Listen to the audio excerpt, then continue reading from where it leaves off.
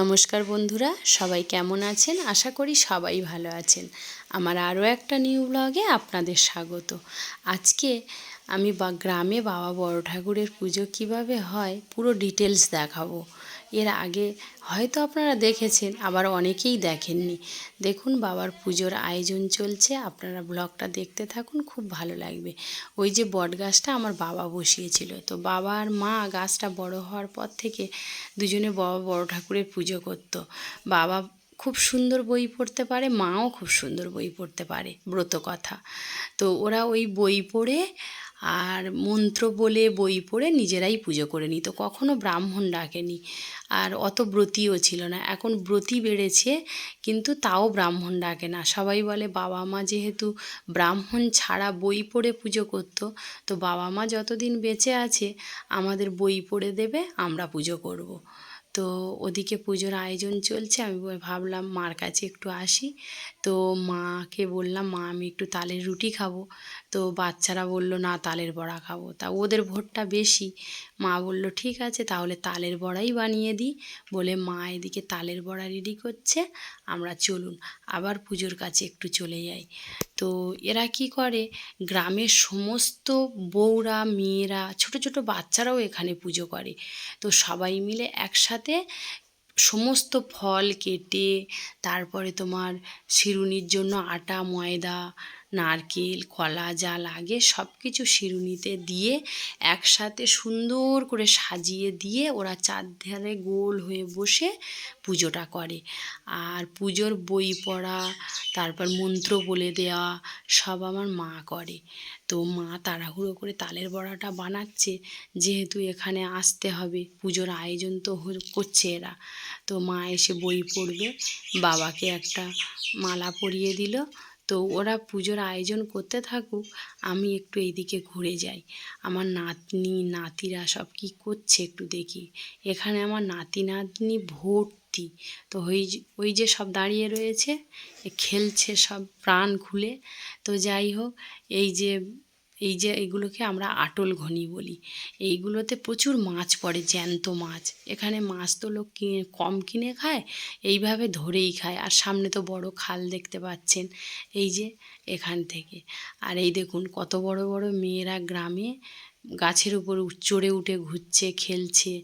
তো গ্রামে একমাত্র মেয়েরা স্বাধীনভাবে চলতে পারে, বাচ্চারা প্রাণ খুলে নিঃশ্বাস প্রশ্বাস নিতে পারে, প্রাণ খুলে ঘুরতে পারে, প্রাণ খুলে আনন্দ করতে পারে। তো ওরা আনন্দ করছে, করুক। আমি মায়ের কাছে যাই, একটু তালের বড়া খেয়ে আসি। দেখি মা অনেকটাই তালের বড়া বানিয়ে ফেলেছে, দেখুন। তো আমার ভাইপো তালের বড়া খাচ্ছে, আমি ভাবলাম দেখি কতটা বানিয়েছে। অল্প কিছুটা হয়েছে, তো আমিও একটু খেয়ে নিলাম। আর ওদিকে আমার মেয়েরাও খেতে বসেছে, আমার ভাইজি, আমার দুটো মেয়ে, ওরা এই যে বসে তালের বড়া খাচ্ছে। আর ছোটো মামিমা আলতা পরবে বলে বসতে যাচ্ছে, দুজনে ধরেছে, মামিমা আমাদের তাহলে পরিয়ে দাও। মামিমা বলছে ঠিক আছে, তাহলে তোমাদের দুজনার পরিয়ে দিয়ে, আমার ভাইয়ের মেয়েকে তিনজনার পরিয়ে দিয়ে তবে আমি আলতা পরবো। তো এটা আমাদের মাটির ঘর, এই মাটির ঘরেই আমরা জন্মেছি, মাটির ঘরে বড় হয়েছি, মাটির ঘরেই বিয়ে হয়েছে, মাটির ঘরে থেকে। তো পাকা ঘরে আর আমরা জীবনে থাকিনি, মানে জীবনে বলতে কি, বিয়ের আগে কখনো পাকা ঘরে থাকিনি। তো আবার আমি রাস্তায় একটু এলাম, দেখি বাচ্চারা কি করছে। এই যে কাঁচের গুলি খেলছে, এই বাচ্চাগুলো না এখানে এই যে খেলা করছে, এরা খেলবে, বিকাল থেকে খেলবে, খেলে ওখানে মানে বাবার পুজো হবে, সন্ধেবেলায় পুজো কমপ্লিট হবে, প্রসাদ খাবে, খেয়ে তবে এরা বাড়ি যাবে, ততক্ষণ এরা খেলবে। তো ওরা আমাকে বলল, তোর মাকে ডেকে নিয়ে আয় না, একটু বই পড়বে, তাড়াতাড়ি ডেকে নিয়ে আয়, আমরা পুজোর জোগাড় হয়ে গেছে। তো আমি এসে দেখি মা তালের বড়া ভাজা প্রায় শেষ, এদেরও আলতা পরা শেষ। আবার আমি আসলাম পূজার কাছে, এসে দেখছি নারকেল কুটছে শিরুনিতে দেওয়ার জন্য।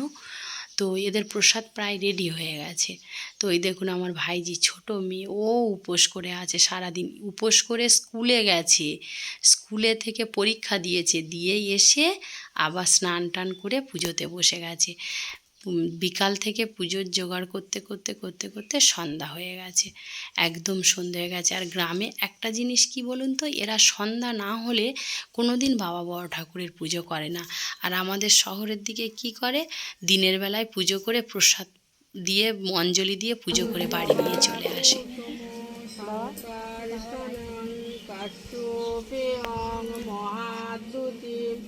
ধান্তারিং সর্ব পাপগ্ন প্রণতস্মি শিবে সাদিকে শরণ্যে ত্রম্বকে গৌরী নারায়ণী নমস্তুতে।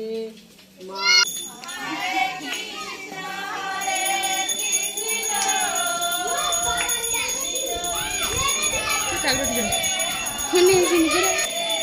এতক্ষণ পুজো হচ্ছিল বলে আর ভয়েস দিইনি, একটু পূজাটাও আপনাদের দেখালাম। তো এখানে বাচ্চারা প্রসাদ খাবে বলে ভরে গেছে, দেখুন নিঝুম খেলা হচ্ছে, এটা আমরা ছোটোবেলায় খুব খেলতাম। তো এবারে ভরা ভাসানো হবে।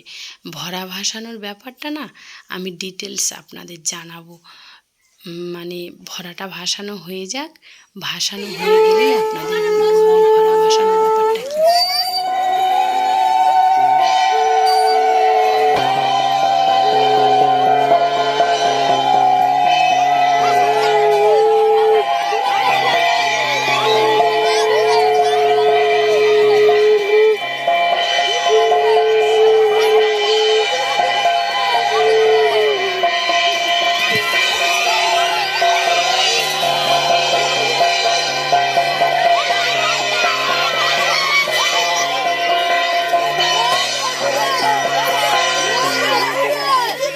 এই ভরা ভাসানো ব্যাপারটা কি বলুন তো, এরা সবাই একসাথে যতজন পুজো করে চাঁদা তুলে ওরা পুজো করে, যেহেতু চাঁদা তুলে পূজা করে তাহলে ফল একই, ওই জন্য ওরা কি করে 5 রকম ফল ঠাকুরকে দেয়, দিয়ে সেই 5 রকম ফল ওরা কেউ খায় না বা কাউকে দেয় না, ওরা সেটাকে ঝুড়িতে করে মাথায় করে সব ব্রতীরা সবাই সবাইকে ছুঁয়ে জলে গিয়ে বিসর্জন দেয়। আর ছোটো ছোটো বাচ্চারা যত রাত হোক ওই জলে নেমে একদম জল কাদা করে ওই ফল সব তুলবে তবে উঠবে।